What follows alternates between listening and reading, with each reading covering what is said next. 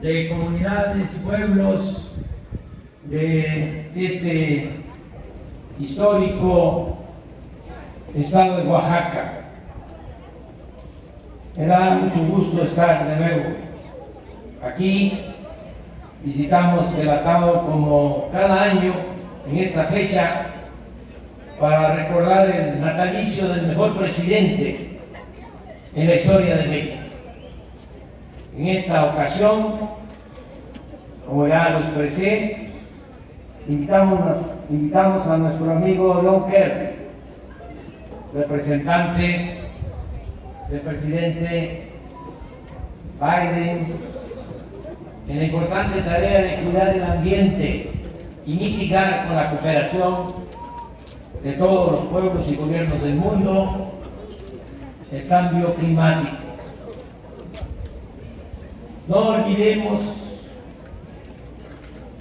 que Benito Juárez, repito, contó siempre con la simpatía y el respeto de otro gran estadista, Abraham Lincoln, entonces presidente de los Estados Unidos de América. Juárez fue reformador e internacionalista, y su obra trasciende fronteras. Su pensamiento liberal y su acción transformadora es realmente ejemplar. Sabía con claridad que México necesitaba un nuevo Estado, un Estado nacional y una república laica, y que era preciso separar el poder público del clerical y abolir los privilegios detentados por siglos en beneficio de una minoría prepotente y conservadora. Con esta firme convicción, en plena guerra contra los potentados y en momentos difíciles para el movimiento liberal, Juárez se lanza hacia adelante desde Veracruz, una de las varias sedes de su gobierno itinerante, y con determinación y sin medias tintas proclama las históricas leyes de reforma, las cuales establecieron la separación entre la Iglesia y el Estado y expropiaron a la jerarquía eclesiástica buena parte del enorme poder, sobre todo el dominio de la tierra que detentaba. En 1859, en el Manifiesto a la Nación, en el que Juárez explica el porqué de estas medidas, opina que el clero puede consagrarse exclusivamente, como es debido, al servicio de su sagrado ministerio. Pues Juárez cree también indispensable proteger en la República con toda la autoridad, la libertad, a la religión. Dice textualmente: por ser esta necesaria para la prosperidad y el engrandecimiento de nuestro país. Juárez sabía que su apuesta corría el riesgo de ser interpretada como un agravio a las creencias del pueblo. Por eso procuró diferenciar lo anticlerical de lo antirreligioso, para decirlo con más claridad. Juárez era anticlerical, pero no antirreligioso. Su lucha era contra el clero, una corporación que acaparaba los bienes materiales del país, mantenía sometidas a las conciencias y era dueña en los hechos del poder público.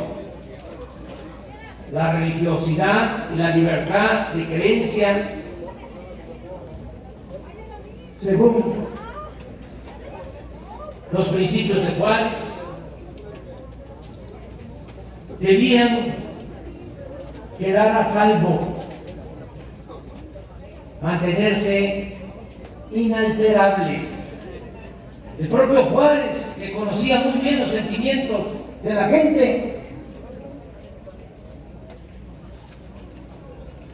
entre otras cosas, nació aquí, en Guelatao, una pequeña comunidad. ¿Cómo no va a conocer los sentimientos de la gente, los sentimientos? ¿Cómo no conocía los sentimientos de la gente, los sentimientos de los de abajo? Por eso se esmeraba en utilizar en sus discursos expresiones, palabras místicas y religiosas. Antes de proclamar las leyes de reforma, siendo gobernador de Oaxaca, al jurar la Constitución de 1857, expresó que con la Constitución, esa ley de leyes, triunfaremos, decía, porque defendemos los intereses de la sociedad y porque Dios protege la santa causa de la libertad.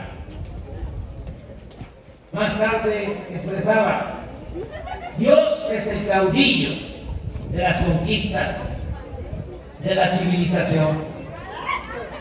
Una vez separada la Iglesia del Estado y cumplida la frase bíblica de que a Dios lo que es de Dios y al César lo que es del César, Juárez seguía pronunciando frases religiosas.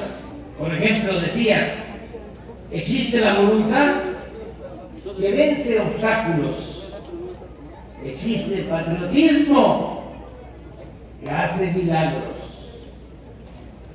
Y a partir de la invasión francesa, pedía, lo cito textualmente: pido a Dios que el triunfo de México sirva para asegurar la independencia y respetabilidad de las repúblicas hermanas. Bueno, los hombres que parecían gigantes, los liberales, entendieron muy bien cuál debía ser el mensaje al pueblo, para no confundir, para que no se manipulara al pueblo.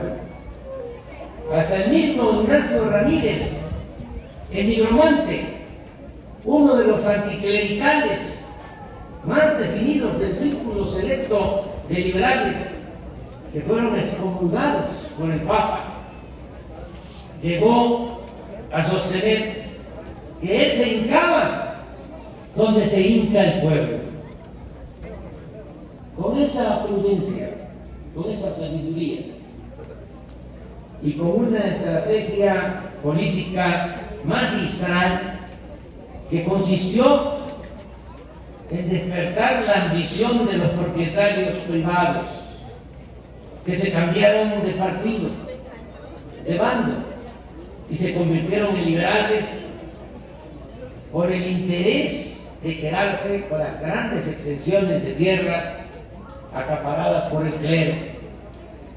Así, con esa estrategia, al ponerse al mercado las tierras del clero, grandes extensiones de terreno, se despertó la ambición de propietarios particulares que se convirtieron en liberales. Y esto ayudó mucho a la causa de la reforma. Así se consumó el milagro del triunfo de la reforma. Un logro como ningún otro en el mundo. Esto no sucedió en ningún país de la tierra. Esta reforma encabezada por Juárez se trató de una excepcional hazaña, vencer a un Goliat, a un poderoso y omnímodo adversario. No obstante, derrotados los conservadores, como es su mala costumbre, acudieron al extranjero a buscar auxilio para su causa, es decir, incapaces de ganar por la vía electoral y ni siquiera por la fuerza de las armas. Un grupo de reaccionarios de nuestro país apelaron al monarca francés Napoleón III y le fueron a ofrecer el trono de México a Maximiliano de Habsburgo. Fue así como nos invadieron cerca de 30,000 soldados franceses del entonces más poderoso ejército del mundo. Este enorme agravio hizo resurgir el más puro y leal heroísmo del pueblo de México. En esos momentos, en todas las regiones del país, todas partes del territorio, se escuchaba la consigna de que no había término medio entre ser mexicano y traidor. Es célebre el exhorto del general Ignacio Zaragoza previo a la batalla de Puebla del 5 de mayo de 1862 a los mexicanos que se preparaban para defender al país de los invasores franceses. Les decía Zaragoza: tenemos ante nosotros al mejor ejército del mundo, pero vamos a triunfar porque ustedes son los mejores hijos de la patria. Y así fue. Es también célebre un telegrama en el que Ignacio Zaragoza le informa al ministro de Guerra que las armas nacionales se habían cubierto de gloria. Esta batalla y otras, como el heroico sitio de Puebla, permitieron a Juárez ganar tiempo y preparar la retirada al norte para mantener en alto la dignidad de la República. A mediados de 1863, ante la imposibilidad de defender la Ciudad de México, la capital de la República, Juárez salió acompañado por los integrantes de su gabinete y un pequeño equipo de gobierno, resguardado apenas por un piquete de medio centenar de efectivos. En el sencillo carruaje del mandatario viajaban los integrantes de su familia, empezando por su esposa Margarita, que estaba embarazada. En otros carros iban los archivos de la República, indispensables para que el gobierno siguiera funcionando. Pero la carga más valiosa de esa pequeña caravana era intangible, era la dignidad nacional. Fue la dignidad la que convirtió la huida en resistencia, la debilidad material, en fortaleza moral y la inferioridad en medios militares, en superioridad de la razón. Fue la dignidad la que convirtió en un ejemplo mundial la lucha del pueblo de México por su territorio, por sus instituciones republicanas, por su autodeterminación y por su soberanía.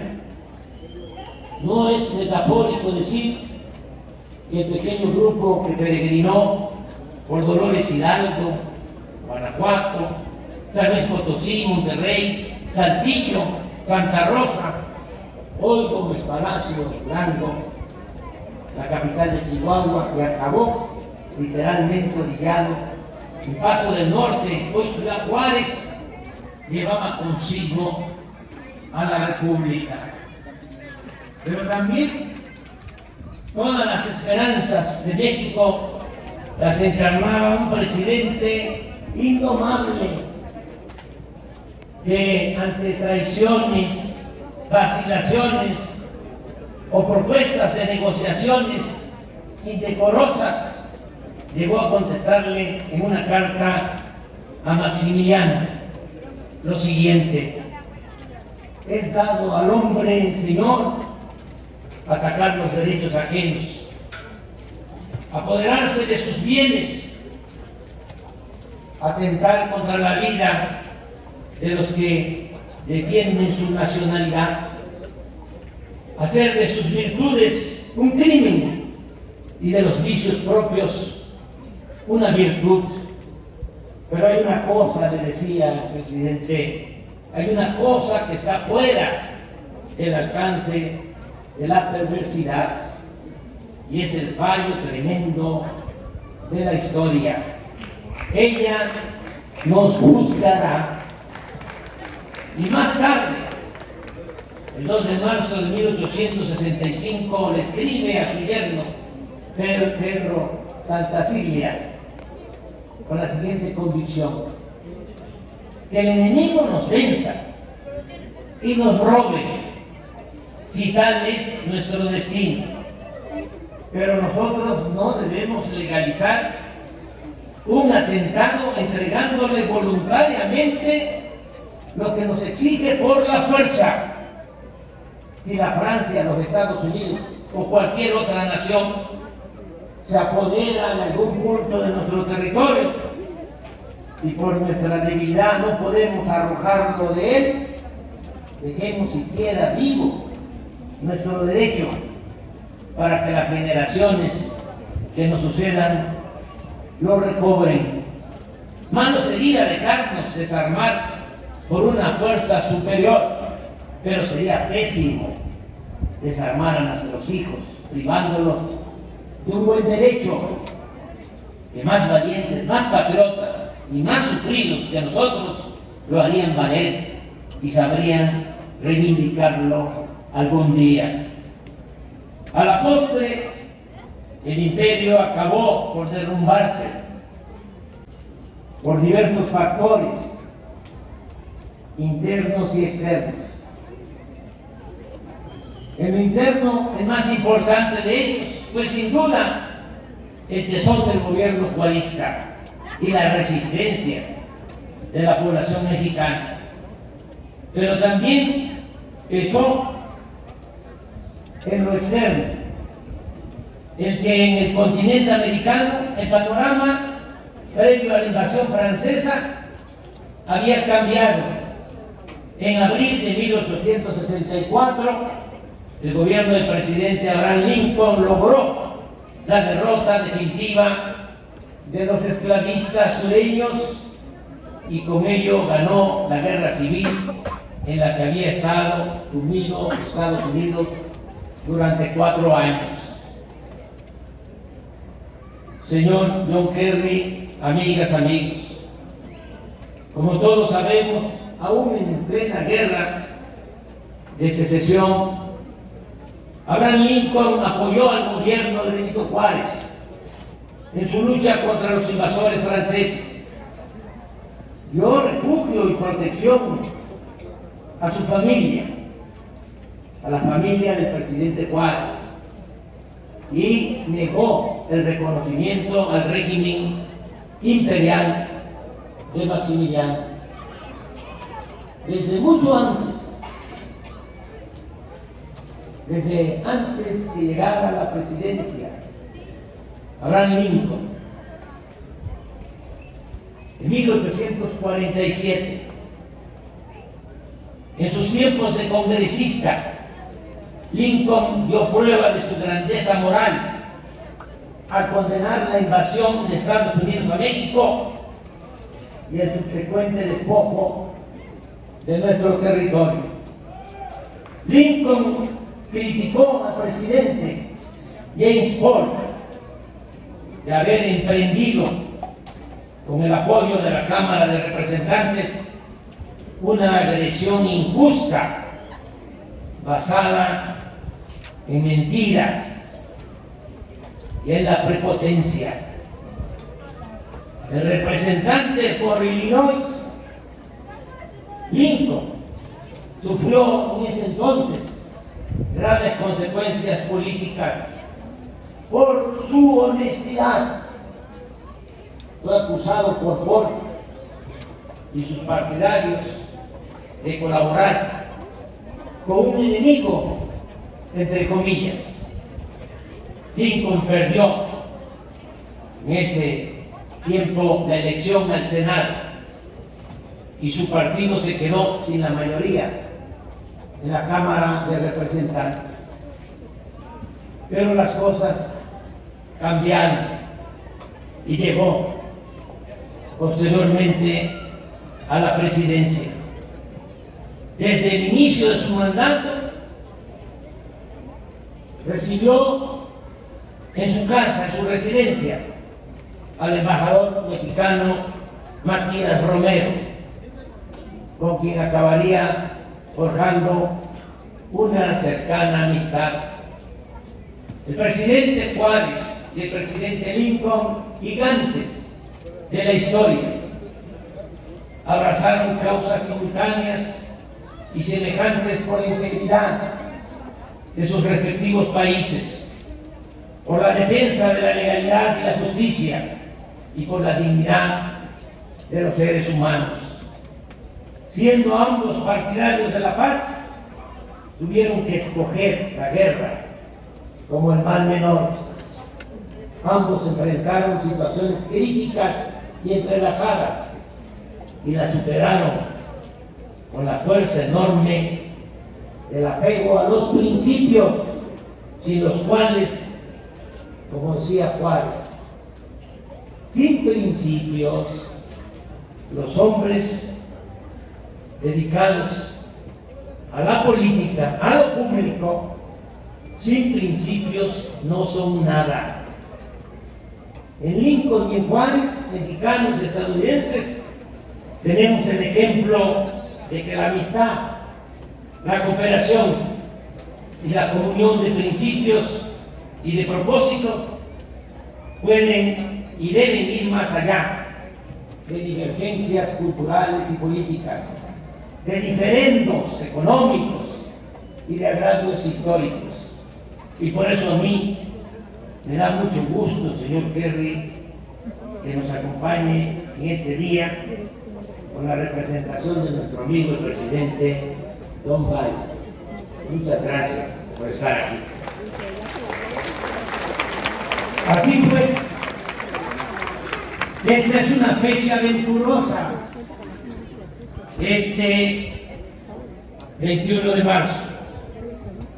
Una fecha venturosa para la dignidad de las personas, de las naciones y de la paz, porque la dignidad conlleva el respeto a los derechos de los otros, y si hay respeto, hay paz, tanto entre los individuos como entre las naciones. Que viva la amistad de Lincoln y Juárez. Que viva la amistad entre Roosevelt y Cárdenas. Que viva la amistad del presidente Biden con México. Que viva la amistad de nuestros pueblos. ¡Que viva Juárez! ¡Viva! ¡Viva México! ¡Viva! ¡Viva México! ¡Viva! ¡Viva México! ¡Viva!